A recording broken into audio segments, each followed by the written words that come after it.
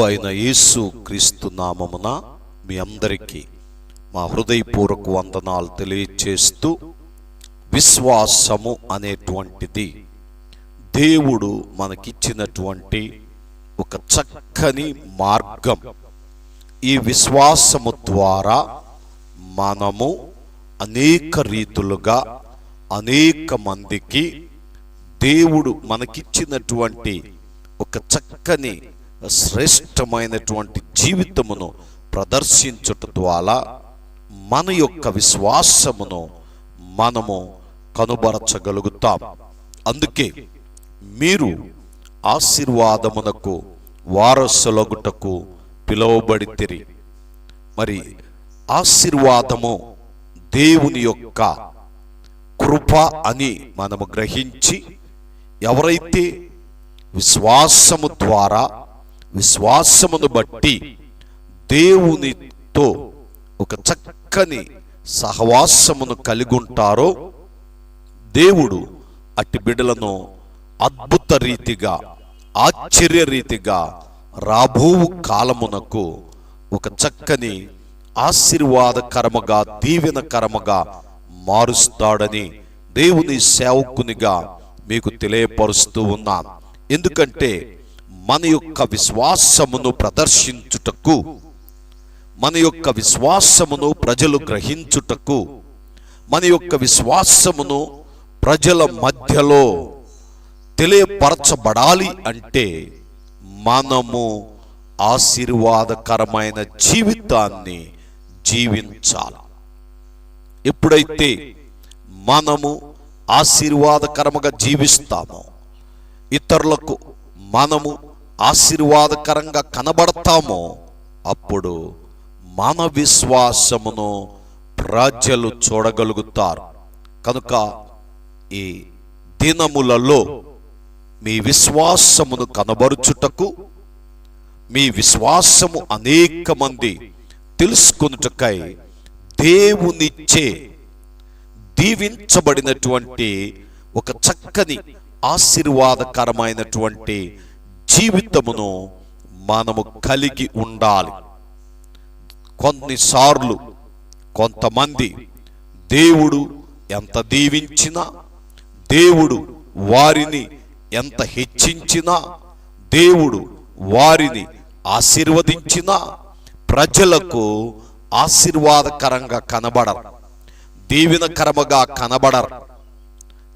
తమను తాము తగ్గించుకున్నామన్నటువంటి వాక్యాన్ని బట్టి వారి యొక్క పరిస్థితులన్నిటిని కూడా ఒక దీనకరముగా లేక ఇతరులకు మరి ఒక దుఃఖమును బాధను కలిగించే రీతిగా జీవిస్తూ ఉంటారు. దయతో గమనించండి. ఈ మాటలు వినుచున్న నా ప్రియ సహోదరి సహోదరుడా, ఆశీర్వాదింపబడినటువంటి మనము, దేవుని యొక్క దీవెన పొందినటువంటి మనము ఒక చక్కని పరిస్థితులను మనము సమాజమునకు తెలియపరచాలి. పరిశుద్ధ గ్రంథములో నుంచి మరి మొదటి సమూయేలు గ్రంథములో చూచినట్లయితే, మొదటి సమూయేలు 25వ అధ్యాయం 5వ వచనములో ఈ రీతిగా వ్రాయబడుచు ఉన్నది. పరిశుద్ధ గ్రంథములో, ఆ భాగ్యవంతునితో నీకును నీ ఇంటికిని నీకు కలిగినంతటికి క్షేమమవుదుగాక అని పలికెను. అలాగే చూడండి, 2వ సమూయేలు గ్రంథము 7వ అధ్యాయము 29వ వచనములో ఈ రీతిగా వ్రాయబడుచు ఉన్నది.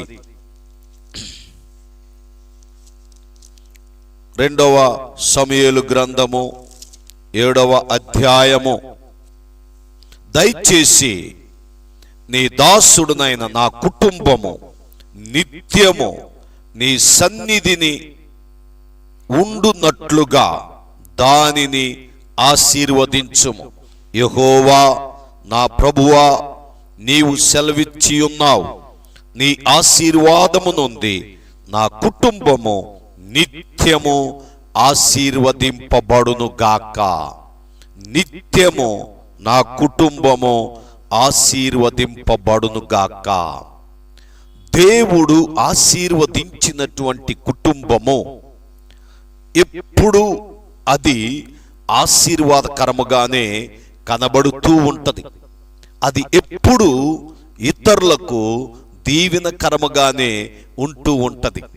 అందుకనే ఈరోజు నా జీవితంలో దేవుడు మనకిచ్చినటువంటి ఒక చక్కని శ్రేష్టమైనటువంటి జీవితాన్ని బట్టి దేవునికి వందనాలు చెల్లించడమే కాకుండా ఆయన యొక్క ఆశీర్వాదమును ఇతరులు చూచేటట్లు, ఇతరులు గ్రహించేటట్లు మనము ఆశీర్వాదకరముగా కనబడాలి.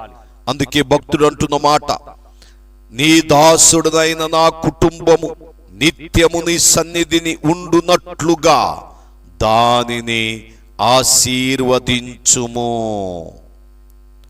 ఆశీర్వదించుము.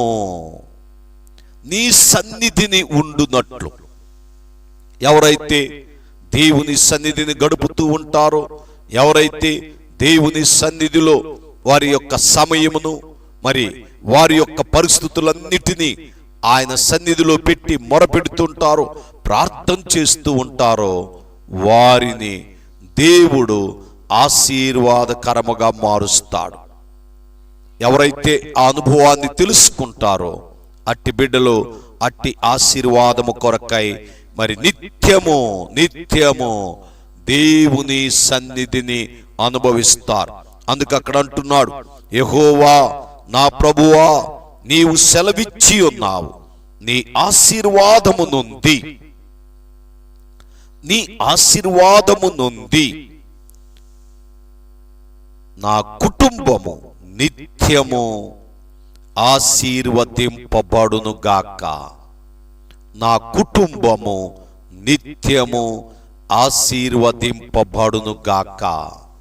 కనుక ఈ యొక్క సమయమందు మన యొక్క విశ్వాసమును కనబరుచుటకై మన యొక్క జీవితములో దేవుడు ఆశీర్వదించినటువంటి ఆ ఆశీర్వాదమును ప్రజలు తెలుసుకొనున్నట్లు, ప్రజలు గ్రహించున్నట్లు మన విశ్వాసమును మనము కనుబరచవలసిన వారమై ఉంటున్నాం.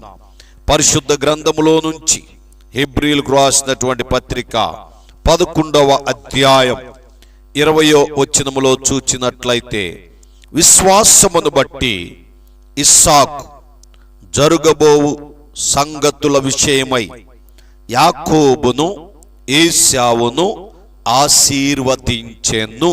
చూడండి, విశ్వాసమును బట్టి ఇస్సాకు జరగబోవు సంగతుల విషయమై యాకోబును ఏశావును ఆశీర్వదించెను. కనుక దేవుడు తన భక్తులను వారి విశ్వాసమును బట్టి ఆశీర్వాదకరముగా మారుస్తాడు. విశ్వాసమును బట్టి వారిని అంచెలంచెలుగా హెచ్చిస్తాడు. విశ్వాసమును బట్టి దేవుడు వారిని అనేక మంది ఎదుట ఒక చక్కని ఉన్నతమైనటువంటి స్థితిలో ఉంచుతాడు. ఎందుకు అంటే ఆయన నామము ఘనపరచబడునట్లు, ఆయన నామము మహిమపరచబడునట్లు నీవు నేను ఈ భూమి మీద దేవుని యొక్క ఆశీర్వాదము నుండి ఆయన కొరకై సాక్షులుగా మనము జీవిస్తున్నప్పుడు దేవుని యొక్క నామము మహిమపరచబడుతుంది, దేవుని యొక్క నామము ఘనపరచబడుతుంది. కనుక ఈ మాటలు వినుచున్న నీ జీవితంలో విశ్వాసమును బట్టి నీవు ఆశీర్వదించబడతావు. విశ్వాసమును బట్టి మీరు ఉన్నతమైనటువంటి స్థితిలోనికి వెళ్ళగలుగుతారు. అందుకే విశ్వాసము అనున్నది నిరీక్షింపబడుచున్న వాటి యొక్క నిజ స్వరూపమై ఉన్నది, అదృశ్యమైనవి యున్నవనుటకు రుజువై ఉన్నది. కాబట్టి విశ్వాసమును మనము కలిగి ఉండాలి. ఈ విశ్వాసమే మనలను, మన కుటుంబములను ఆశీర్వదించేది. దయతో గమనించండి, ఆశీర్వాదం అంటే ఏదో మేడలు మిద్దెలు, లేకపోతే ఏదో మరి బంగారము, లేకపోతే బండ్లు కార్లు అనుకుంటున్నారేమో సుమా. అవి కావు. ఒక చక్కని శ్రేష్టమైనటువంటి జీవితం, ప్రభువునందు ఆనందించే జీవితం, ప్రభు కొరకు బ్రతికే జీవితం, ప్రభు కొరకు మరణించే జీవితం, అది ఆశీర్వాదింపబడినటువంటి జీవితం. ఈరోజు ఆశీర్వాదం అంటే నేను హెచ్చించబడాలి, నేను అనేక మందికి అబ్బా అన్నట్టు ఉండాలి అని కాదు. దేవుని యొక్క నామము హెచ్చింపబడినట్లు, దేవుని యొక్క నామము మహిమపరచబడినట్లు ఈరోజు మనము అనేక మందికి ఆశీర్వాదకరముగా ఉండాలి. దేవుని వాక్యాన్ని అంతటిని మనము చదువుతున్నప్పుడు, అతడు నా నామం ఎరిగిన వాడు గనక నేను అతన్ని తప్పించదను, గణపరిచదను అంటాడు. గణపరచడం అంటే నిన్ను ఒక ఉన్నతమైన స్థితిలో ఉంచడం, అనేక మంది ఎదుట ఆయన కొరకు నిన్ను బలమైన ఆయుధముగా ఉంచడం. కనుక ఈ మాటలు వినుచున్న ప్రియ సహోదరి సహోదరుడా, నీ జీవితంలో ఎదుగో ఆశీర్వాదము నొంది, ఆ ఆశీర్వాదము ద్వారా అనేక మందికి ఒక సాక్షిగా మీరు కనబడినట్లు, వారి ఎదుట మీరు దీవెనకరముగా ఉండాలి అని దేవుని సేవకునిగా నేను మీకు తెలియపరుస్తూ ఉన్నాను. ఎవరైతే ఆశీర్వాదకరముగా దేవుని ఎదుట కనబడతారో, ఆశీర్వాదకరముగా ప్రజల ఎదుటుంటారో, మీ దేవుడు మహిమపరచబడతాడు. అందుకే సమూయేలు గ్రంథములో చక్కని మాట, నీ ఆశీర్వాదము నొంది నా కుటుంబము నిత్యము ఆశీర్వాదకరముగా నుండును గాక అంటాడు.